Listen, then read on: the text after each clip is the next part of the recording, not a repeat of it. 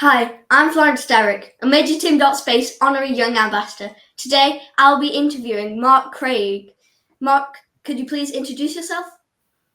Well, I think you've already done that, but yes, my name is Mark Craig, and I'm a documentary filmmaker and with a particular interest in the subject of space. Right, so we'll just jump right into the first question then. Let's do it. So, Mark, you were born in Singapore. At what age did you move to the UK, and how do you feel about life and education differ? Well, I moved to the UK when I was 13, and I went straight to school in Wales, actually. And funnily enough, I mean, because I grew up at a time when all that Apollo stuff was happening when I was a kid, it was incredibly inspirational. And of course, I was interested in becoming an astronaut. But when I was 13, I went for an eye test, and they found out that I was actually colorblind. I get my reds and greens and browns mixed up a little bit. So there's certainly no way that they were going to let me loose flying airplanes, or let alone spacecraft. So I had to kind of shift my ambitions in another direction. But I think in terms of education, I think I was lucky to get a really good all-round education. I mean, I've always been interested in geography, history, the English language, and literature that's been written.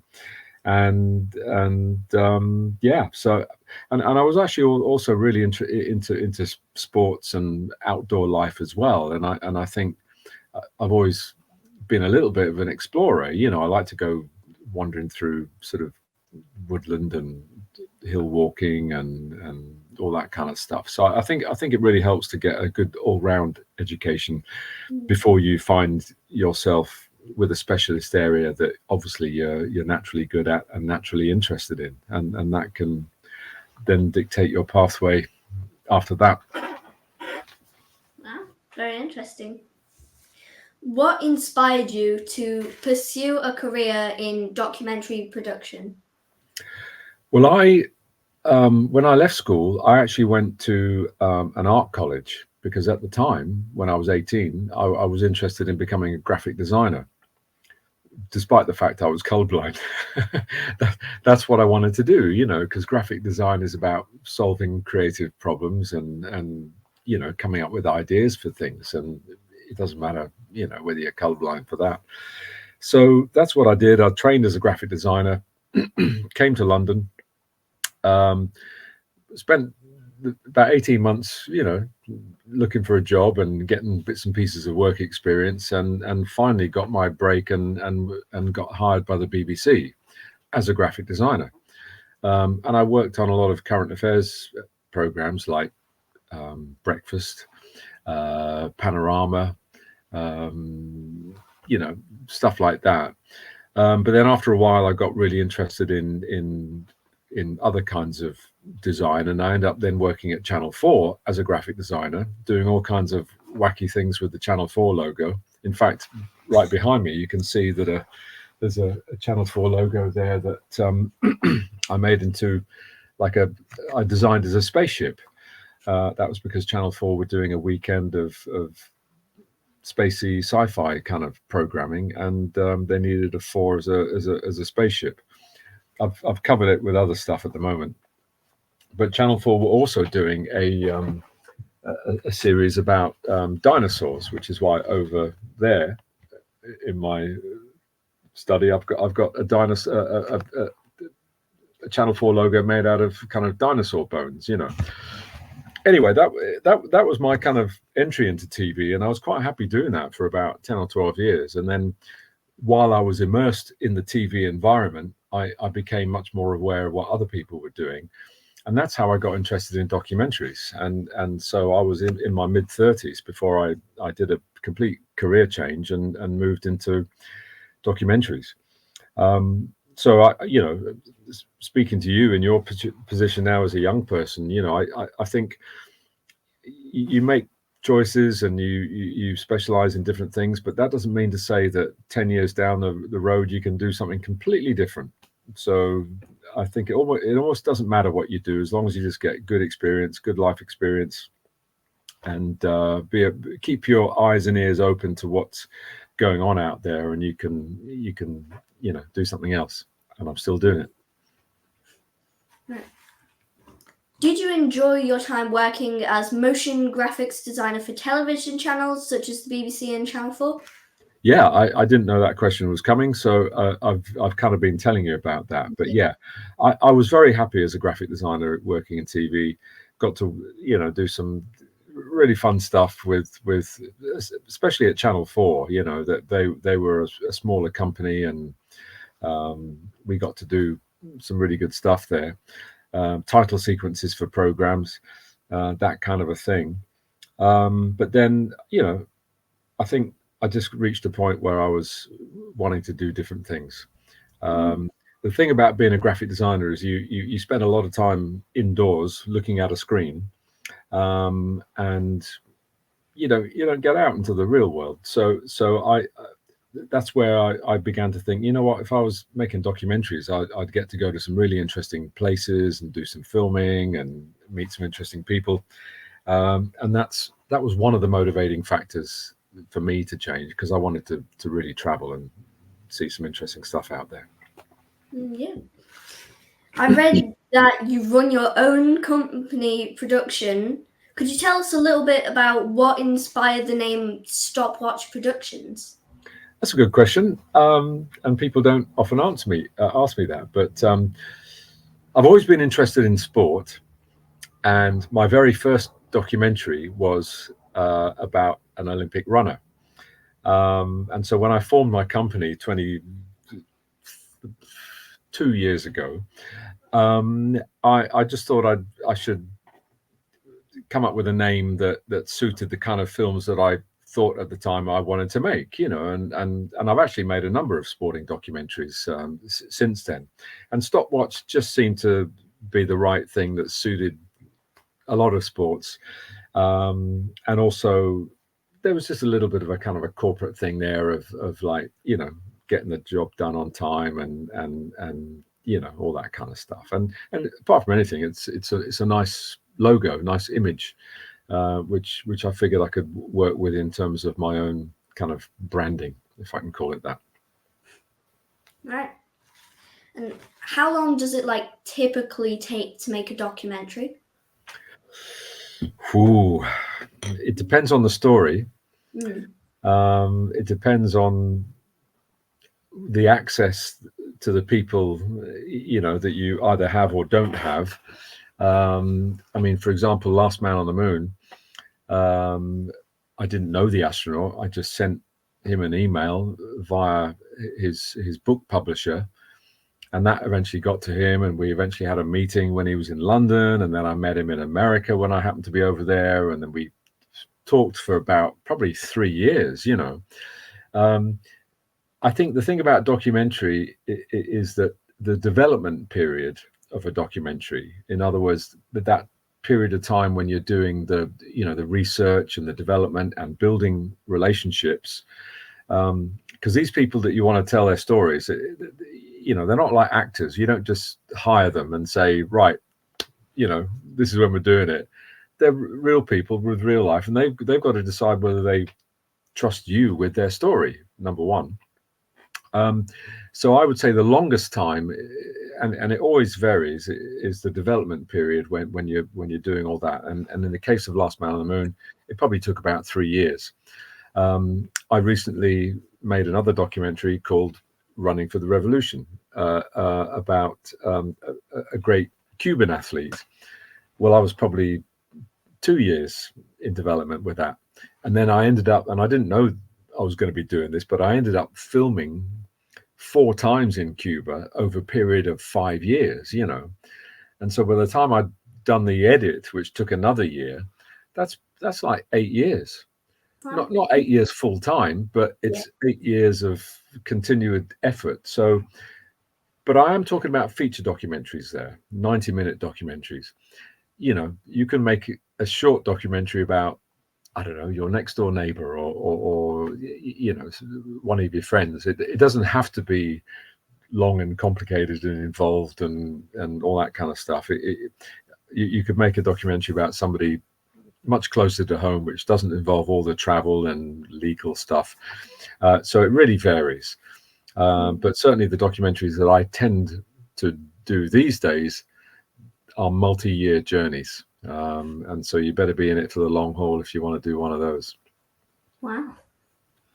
Do you find any part particularly challenging when making a documentary? Yeah, most of it is challenging on some level.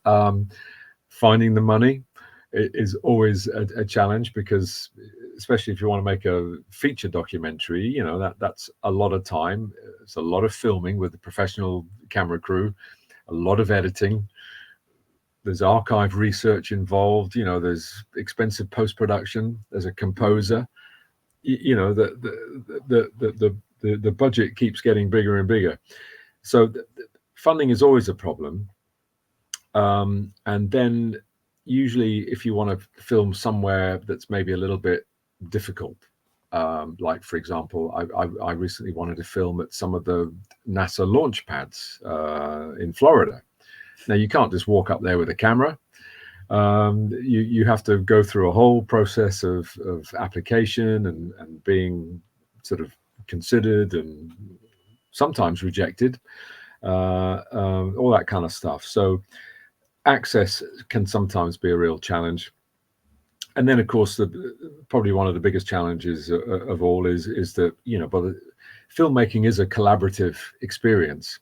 It takes a small army of people to make a film, certainly a feature documentary, and the people you get involved with, you know, who bring their skills to the table, they've got opinions too, and you know, you don't always think the same way about a film or a story, and so sometimes there's a lot of toing and froing and negotiation and you know, debate about the kind of film it should be.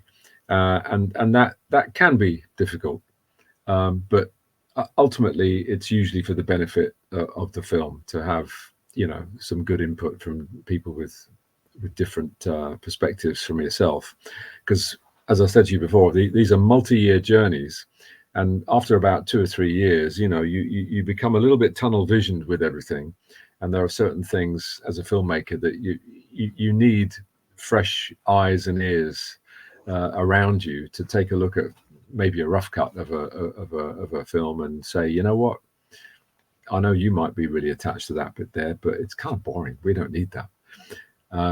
And yeah, so it can be tricky, just taking all that massive material and focusing it into something that really works as a story on the screen. Do you ever need to travel, like you personally, to other countries to do a documentary? Most of the time, yeah. I've been to Cuba, America, all over Europe. Some of the things I've made, Sri Lanka. I mean, you name it. You know, a lot of what I do does involve trips to America. I'm trying to do a little bit less of that now because, you know, I mean, it's all very exciting and great and everything, but there comes a point when you do it a little too much and you're away from your friends and family a bit too much, you know, and I don't know, you start missing important events and that starts to play on your mind. So I'd be very keen to make a story, make a film based in the UK next time. That would be nice. Yeah. Were you only interested in documentaries? Did you ever like consider venturing into different genres of films? Yeah, I have made a short drama film or two a few years back. Again, I think you try different things until you realize what it is that you're good at or most interested in. I've even been for about 10 years I was a drummer in a rock band, and really enjoyed that. It didn't go anywhere, didn't become famous or anything, but it did teach me quite a bit about working with musicians, actually. And so when it came back to filmmaking, and I've got to work with a composer or I've got to work with a sound engineer about, you know, balance and what you do with the sound design, then turned out to be actually quite useful experience.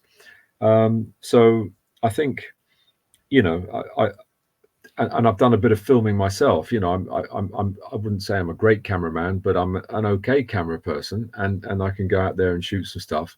And that way, when I work with a really professional top guy, I understand how long it takes to put the camera together and set it up, and sometimes you've got to wait for the sun to come out from behind a cloud, or sometimes you've got to stop filming and get the card out, change batteries, you know. So I think if you end up doing lots of little jobs and little career things, when you come to making a film, you understand everybody else's job a little bit, and that I think really helps you become a much better filmmaker, in my opinion. How are the documentaries financed? I heard you talking about it was very difficult to get funding, but do you crowdfund it, or? I think in the case of this one, you know, there was a little bit of crowdfund for that. There was an advance from a distributor who took the rights to kind of sell the film around the world. There was some private investment, and that was ultimately what provided, I think, about 60% of the funding. So it can come from different places. The film that I'm making at the moment, there was a TV company in Germany that were very interested in it. There's a broadcaster in the UK that is very interested in it. I haven't signed the contract yet, so I can't tell you who it is. But the funding comes in different ways, and I think increasingly these days you do need to maybe get a bit of private investment from somewhere. Again, certainly for feature documentaries, which take, you know, a substantial amount of funding. I think with smaller stories, you know, there's no reason why you couldn't raise enough with crowdfunding or sometimes reciprocal favors. You know, sometimes I offer myself to do a free shoot for somebody if they can give me a bit of time in their sound studio or whatever, you know. So I think that there's all kinds of ways of doing it, but it does take time. And of course, there are various funding organizations out there that you can apply to with 2,000 other filmmakers. The chances are slim, but you know, there is a chance, and I have occasionally got little chunks of money that way. So yeah, you just have to look at the story and figure out who's going to be interested in that story, and go after the kind of people who are going to be the most likely people to want to help you make that story come to life. What has been the proudest moment in your career as a documentary producer and director so far? That's a difficult one to answer, because I think you know, I've had different moments along the way that have meant a lot to me. I certainly think that when you get your first film shown on TV, that's a proud moment, and that happened with you know, the first film I made about a runner by the name of Ewan Thomas, who was a 400-meter runner, and that went on in BBC Wales, and I was really proud. You know, it was my first film on TV. And then you know, I started to meet some very interesting people, and very famous people.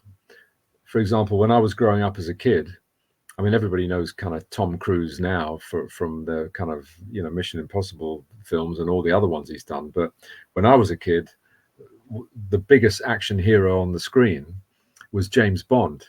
And that was Sean Connery, the original Bond. And I couldn't believe it that, you know, 3 years into my career as a filmmaker, I got to interview Sean Connery. And that was a really big moment for me. And I was kind of psyched up for it and a little bit nervous, you know, but it went really well. And, you know, I was very proud of myself for getting through that mental obstacle of dealing with somebody very famous, you know. And then all these little steps give you confidence to increase your ambition and move along to other things. And then I guess my kind of breakthrough film, if I can call it that, was a film that I made called Talk to Me. There you go. I got all these postcards ready in case you wanted to look at them. But Talk to Me was a film that was made of all voicemail messages that I'd kept. And in fact, the machine is just up there, out of sight. You can't quite see it, but it's there, and that did really well. You know, it picked up a load of awards at film festivals, and it probably earned me my most prestigious award at the moment, which was a Grierson Award, which I'm again very proud to have. In fact, you might just catch a glimpse of it. There you go. Sorry, I'm completely showing off to you now. I hope you don't mind. And so that, you know, that was a big deal to me at the time. But then, of course, you keep raising the bar for yourself as you go through your life and career, and so, of course, I was very proud when I managed to finally get to direct the film about the Apollo astronaut Gene Cernan, a film called Last Man on the Moon. And that was a feature documentary that actually managed to get a release in the cinemas. And that was a big deal for me, you know, and me and all the guys that and girls that worked on that film were very proud as a team to pull that off. So it's difficult to pick one of them, because all those moments along the way are proud moments, and you know, you have to kind of feed off those, because you know there's a lot of, I would say 99% of what I do is just grinding away in an office, or sending emails, or making phone calls, or filming. You know, there's a lot of work. There's not much kind of glamour and red carpet, really, when it comes down to it. Right.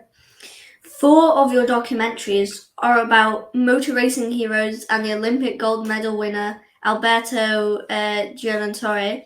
Why did you decide to make a documentary, Last Man on the Moon? Well, as I said to you earlier, I grew up as a kid in the great space age of the 60s. No child on planet Earth could escape all of that great stuff going on. I mean, there were rocket toys, rocket books, space television programs, and everything was space. So it was always an interest of mine. And many years later, I started to get interested again in all that kind of stuff, and I started reading a whole load of astronaut autobiographies, all kinds of books about space, just to kind of, for my own interest. You know, there's a great one called Moon Dust by Andy Smith, Carrying the Fire by Mike Collins, and then one of them was Last Man on the Moon by Gene Cernan. And I only read about a third of that book before I realized, I thought, wow, this is a great story. And you can tell from the voice of the writer that they're a particular character. And I thought, I feel I know this guy. You know, he's opening up his personal world to me, and myself as a filmmaker could just see what I could bring to the table with his story, if only he would let me, which wasn't a given, you know. And so, although it took about 4 years by the time, you know, from that first email to the time we started filming, it was worth it in the end. But that's certainly why I ended up making a film about the Last Man on the Moon. What was it like being able to meet Gene Cernan, the astronaut who was actually the last man on the moon in 1972? Well, again, when I met him for the first time, I was very nervous because he's a historical figure, you know, and I was pretty psyched. But then at the end of the day, however famous anybody is, they're still a human being, and you know, had I met him and he'd been completely difficult, let's say, then I might have not wanted to make a film about him. I think sometimes when people get very famous, they not all of them handle it very well. But I think that he was, you know, he was a good guy, and he spoke very openly to me, and you know, was welcoming. And at the same time I met him, I actually met another moonwalker, Alan Bean, who was the fourth man to walk on the moon. He went on the second flight after Apollo 11, and so I was dancing all the way home, really, because I like only 12 people ever walked on the moon. I met two of them in one day. So yeah, it was a good experience meeting him, and I think it's important for them to get a sense of what you're about, and for me to get a sense of what he was about for real, you know. And we had just conversations, and he asked me straight, you know, he says, "So Mark, you know, why do you want to make a movie about me?" And you have to tell him why, and you know, your idea and what you want to do, and then, you know, the seed is planted, and then from there it can hopefully build, and you get to do the thing. Sometimes it doesn't work out. You know, I've had meetings with people, and either you're interested but can't find the money, or you can kind of find the money, but then it takes so long that they just kind of run out of enthusiasm for it, and nothing happens. A lot of films don't happen. You know, it takes a special effort and a number of people working together to really make it happen. But certainly meeting Gene Cernan was one of the highlights of my life, and certainly spending a lot of time with him filming was great. Do you think that enough documentaries have been produced covering space exploration, and do you feel that these will inspire the next generation? I think they always inspire the next generation. They even re-inspire older generations that maybe lived through it once and then took a break from it. And then, because sometimes when there's stuff going on at the moment, like there's all kinds of stuff going on with Artemis, but we don't really know the inside story, because, you know, NASA will be a little bit secret about it. Yeah. But maybe 20 years from now, all those astronauts that fly on Artemis and go back to the moon again, they'll be free to tell their story in a way that maybe they couldn't tell it at the moment. You know, there might be some stuff going on that we don't know about. So, or there might be just some real personal things which, you know, affected them in some ways that they didn't want to share at the time. But when you get older, you get less worried about opening up and sharing yourself. And so I think it's always, it's not just the young people to get inspired. It's people of all ages that get inspired. I think there are plenty of films that are made about space and space exploration, and not only that, but all the uncrewed missions as well. I mean, there's some fantastic sort of science going on in the distant planets when they can, you know, they've sent probes to Mars and flying past, you know, Pluto and all that kind of stuff. So that there is a lot of stuff going on, which is great, and a lot more people now involved in making space hardware. You know, from Elon Musk to Richard Branson to Jeff Bezos to, you know, NASA. China are very much in the space race. India are in the space race. So, you know, there's all kinds of stuff going on there, and you know, plenty of films. I read that your film Running for the Revolution was made during the COVID-19 lockdown. Was that more challenging to make than other documentaries that you have made, and what way was it more challenging? Well, it certainly was challenging to make a film during lockdown. Very luckily, we had just finished the last bit of filming in Cuba in February of 2020. And then in March, COVID hit the world. and that was in 2020. And yeah, suddenly I couldn't go anywhere, but at least staying at home and working remotely with the editor, we could at least make progress in the edit.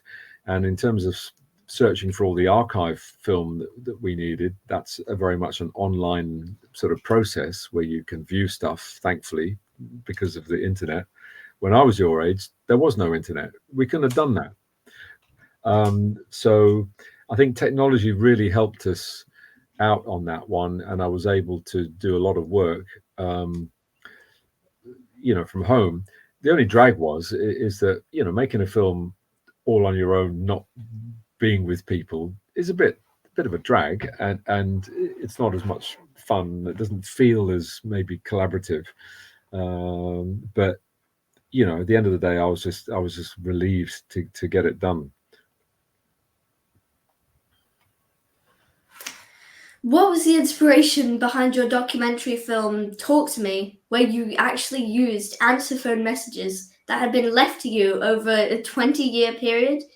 Did you have the idea when did you have the idea to make this film when you got the voice messages, or did the idea come later? Well, what happened was, and you have to remember, this is in an era before internet, before mobile phones. I know it's probably a little hard for you to imagine life without, all these gadgets, but all we had in those days, and I was in my 20s at the time, was like, one of these answer machines, which you can't quite see. But and so when I was out, people would leave messages on my tape and I'd come back and listen to them. And I guess, most people would just erase the message and keep doing that, but some of the messages were kind of funny. Some of them were very personal. And I thought, what, when the tape filled up, I just decided to keep it. And I put a fresh tape in there. And then that filled up with messages and I kept that one. And I kept numbering them and ended up with about, I don't know, over 20 hours worth of these messages. I always figured I would do something artistic or creative with them. I actually started collecting old retro phones, because you could pick up phones for a couple of quid at a cheap flea market or on eBay or whatever, and my idea was to maybe have some kind of artistic installation where phones would ring and then you'd hear messages from like one phone, and each phone represented a different caller kind of thing. And anyway, in the end, it didn't work out that way. I ended up becoming more of a documentary filmmaker, and I reimagined the film as a kind of a continuous journey through life. And what you see on that kind of one big camera move, if you like, is lots of photographs of different people that it sort of pops up on the screen as they speak, and you hear each voice. And then over the course of the film, there's a weirdly a story of my life, even though you hear all these other voices. And so, yeah, it's hard to know exactly where the form that it ended up in sort of began, but like a lot of creative journeys, it went in all kinds of directions before it ended up being the thing that it was in the end. And yeah, it was a one-off, and it's got a special place in my heart. Did you need permission to use the messages? I did. The legal clarification is that if you're going to use someone's face and name, you need their permission. And so I had to contact all these people. Some of them I hadn't seen in years. Luckily, thanks to the internet, I was able to track some of these down because I could find them on Facebook or whatever. So yeah, I think 90% of the people I managed to track down. A few I couldn't track down, but they're just gone for years. Who knows? So having consulted with a lawyer about it, they advised that I was okay to use their voice, but not show a photograph of them or identify them by name. So there's a few messages in there that are just someone's voice, but you don't get to see or know who they are. And, that's okay. Yeah. In your opinion, what's the most interesting part about making a documentary? Is it going through the old footage, meeting people and finding out their stories, or going to different places, or something else entirely? All of the above. I mean, it's always great to go somewhere new and interesting. I'm a real people person, so I love meeting people and speaking to them and hearing their stories. Everybody's different. So when you sit down to do an interview with someone, or go walking around doing an interview with them, or whatever. I mean, I've interviewed people as they've been driving a car, for example. You try and find ways to get the story out of these people in a fresh and interesting way. You don't always have to sit them down and put a light on them and a backdrop and do it that way. But then sometimes, if they only give you an hour of their time, that's the way you do it. So every film is a different creative challenge, which is obviously exciting. Every different country you go to is exciting because there's always new things to discover and language barriers as well. I mean, making Running for the Revolution, which I did in Cuba, I don't speak Spanish. I mean, I know a few words now, but when I first went there, I needed to work with an interpreter, and that makes communication much more challenging. So I think if you are going to make a documentary, you've absolutely got to embrace a certain amount of challenge and things that are beyond your control, and just be used to filming in very hot or very cold places. Maybe the food's not so great. These are the things that can make filmmaking a little bit more difficult. But certainly, once all that stuff is captured and you bring it back to your production base, you go through it all, you transcribe the interviews, I mean, I love going searching for archive. It's like a treasure hunt. You never know what you're going to find, some amazing photograph or a bit of home movie footage or whatever. That's all great. And so you find all these pieces that then make your film richer visually anyway. And then, of course, the editing process is really where a documentary film is made. So sitting down with the editor, whoever it is, I mean, I work with a number of editors, and I like them all in different ways, for different projects. But certainly when the film starts to take shape and you can see the story coming together, there's a great sense of excitement and sometimes relief that it's kind of working somehow. And of course, I'm always glad at the end of it when it's over. That's almost the best bit, when you go, okay, we did it. Now let's get it out there and let's hope people like it. It's always a relief to finish a film. Yeah. Is there anybody that you would like to make a documentary film about that you haven't already made one about? Yeah, I mean, I spent a lot of time working in music, playing in bands and hanging out with musicians, and I've been a music fan all my life. And yet I have never made a music documentary of some kind. And so I have an unfulfilled ambition to make a music-based documentary. Now, there's a couple that are in the pipeline. There's an amazing Irish singer that I know, and I'm going to show you a picture of her right now, because I'm going to do an unashamed plug for her. And her name is Camille O'Sullivan, and she is just a fantastic singer. I reached out to her. We've met a few times. I've done a little bit of filming with her. And I think she's just great and has a great story, more to the point. And so I'm very keen to get that film funded and finished. but it's very difficult. You know, I think she's absolutely great, like I said, and has a great story, and just it's just a beautiful artist, and yet, you know, she's not as famous as Taylor Swift or, you know, like a Tina Turner or whoever you want to think of that's out there today, and so it's sometimes difficult finding the funding to tell the story, and that's kind of the only thing that's really stopping me, really, because she lives in Ireland. I've got to get to Ireland. I've got to rent equipment. I've got to work with an editor. You know, with the songs that she sings, you know, they're not always her own songs. They're the songs of other people. So you need music licenses in order to use a clip of that song, and so it's a bit boring. But funding is often just the thing that gets in the way of making a great film.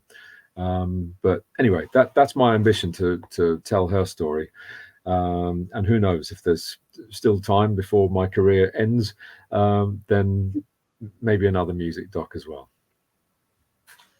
Do you have any other documentaries in mind for the future? Like any that you've planned out? No, as I said, I just really want to make a music documentary. There's I mean, the one I'm currently very much involved in is eating up a lot of my time. That's another space documentary, by the way, and very much looking forward to getting that one finished at the end of this year, hopefully by November, but let's see. And but in terms of documentaries, not really. But what I want to do, because as you mentioned earlier, you know, I started out my life as a graphic designer working in TV, and during that time I did a lot of animated stuff, and there's just been some great animated films, and I've got it in my mind that I would just love to just do something a bit different and tell a great story, but rather than film it, animate it. And that could be a documentary. There have been a number of documentaries that have been made using the voices of real people that have been interviewed, but instead of filming them their story, you just take those interviews and animate to them. And so, you know, I'd really like to explore that kind of area next, just to kind of make it a bit more interesting for myself. But you know what? Somebody might come along and say, "Hey, Mark, I really want to make a film about such and such, you know, a documentary. We like what you've done in the past. You know, might you be interested in doing this?" And if I do a little bit of research, and who knows, I would very much like to be inspired by something that I don't yet know about, but that might present itself. So you never know what's around the corner. If you were going to animate something, would you animate it yourself or would you hire another person? Yeah, I'm a graphic designer and I can draw, but I'm not an animator. That's a very different skill, and within the whole arena of animating, there are specialists as well. You know, there are people that are really good at concept art. In other words, you know, that kind of process where you come up with the look of the characters. That's one thing. And then for example, you get those people, if you want to, for example, I don't know, animate a truck that drives across the screen. There are people that are very good at building that truck in 3D. They're modelers, and they rig it in such a way so that all the wheels go round and the steering wheel goes round and everything. It's not just a stiff object. It's got a little bit of flex in it. And then there's people that are just really good at designing backgrounds for animated characters to sit on. So all of those things you need to be aware of it as a director, but that doesn't mean to say I animate everything myself. If time allows, I do like to do my own storyboards. I mean, I'm not a great storyboard artist. I mean, I like to do simple little drawings like this, for example. it's enough to kind of show people what's kind of going on, and then basically, I'll take it to a proper visualizer or storyboard artist, and they'll make it into something much more detailed and proper. But I think the most important thing that I have to do is communicate the idea to a specialist, whoever they might be, and then and that's the great thing about working as a director. I get to work with camera people, editors, sound mixers, sound designers, composers, all kinds of people, and it's just great. I get to do a little bit of everything, but I'm not a specialist in any of those areas. Do you have any hobbies that you do in your free time once you're done making a documentary? Yeah, I still enjoy playing the drums. I absolutely love going out into the hills and mountains and just hiking for miles and miles up high. About 10 days ago, I was in the Lake District doing one of the big peaks there, and I go there every year. Last year I went to Ben Nevis in Scotland. So I love to hike.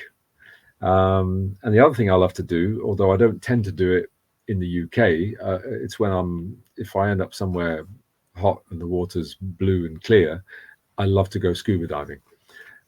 So that's certainly something I've been doing for many years and enjoy. So yeah, hiking, drumming, and scuba diving, but not all at the same time. This is my last question. Finally, what advice would you give to young people looking to work in filmmaking or documentary production? Number one, never give up, because it can take a while.